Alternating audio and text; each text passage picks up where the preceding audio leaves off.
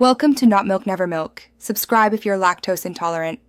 In this video, I will explain how to sweep in Inventor. First, understand that the sweep command is powerful for generating complex three-dimensional shapes. It essentially takes a two-dimensional profile and pushes it along a defined path. This allows you to create intricate designs like tubing, springs, or even decorative moldings with precision and control. To prepare for a sweep, you'll need two distinct sketches. Start by creating your profile sketch, which is the shape you want to sweep, on a suitable work plane. Then, create your path sketch, which dictates the direction and length of the sweep. Remember, the path must intersect the plane of your profile sketch at its starting point for a successful operation.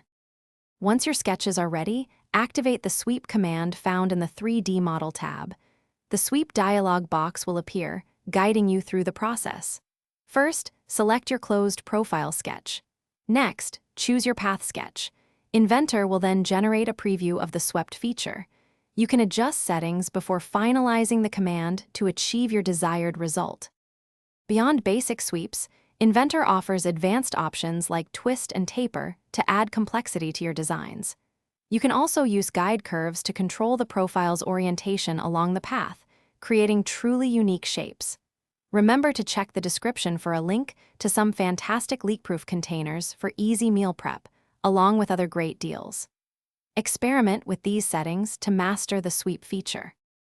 Thanks for watching. If this was helpful, leave a like and consider subscribing. See you next time.